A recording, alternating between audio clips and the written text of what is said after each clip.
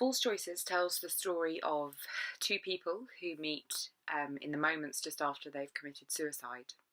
For Matthew, who's a modern-day 25-year-old man from Dulwich, he's just jumped off Waterloo Bridge. Clara is a 24-year-old from Arkansas in the USA, and she drowned herself on the 2nd of June 1962, and she's been in the Grey, which is what she calls this place, a purgatory-like place, ever since. In the Grey there are 3 doors. One takes you back to life. There's another door that could be the peace that you wanted. It's death. It's final. It's life and it's death behind those doors. If you don't believe what's around you, if you're cynical, if you think you're in a coma, if you're so religious and you can't believe you're in purgatory, all of these different things, if you cannot decide, you can stay in the Grey, and that's what the 3rd door's about. The inspiration mainly came from a dream that I had. My background's in directing. I'm a director, and I thought, I'm going to write this, even if it's just to get rid of the itch, and I'm going to write it from a perspective as if I'm writing a show just so I can direct it. The play is called False Choices because that's a theory of thinking where you only see things in black and white. And actually, life is really in the in-between. It's never really as simple as that. False Choices is a love story.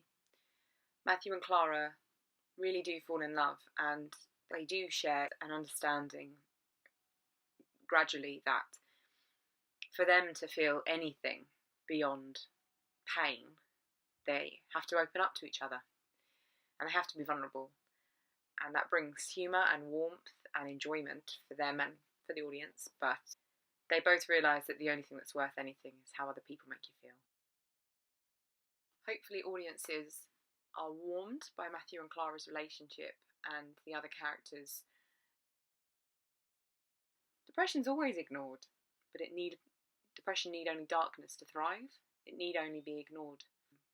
But it's so difficult to start that conversation. For practical reasons, you need someone who's willing to listen. And if you don't have that, and if you don't have the medical help or the financial help to get you through that patch, the mountain is insurmountable.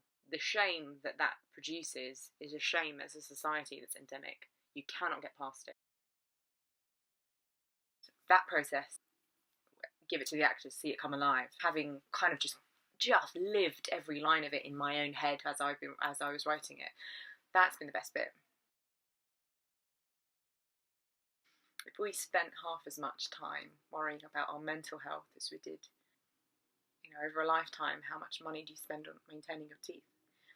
I'd like to suggest that barely any money is spent on your mental health, but it's our voice, it's who we are, it's the voice in our head that's with us throughout our life's journey. But if that viewing point is ill, it's really hard to get help. The people that provide that help aren't really respected enough, and we don't spend enough money researching that thing. So I think all this now, but I didn't have any of these thoughts before I wrote it. It's been a real discovery for me. I would say charm, I would say longing, and I would say spirit.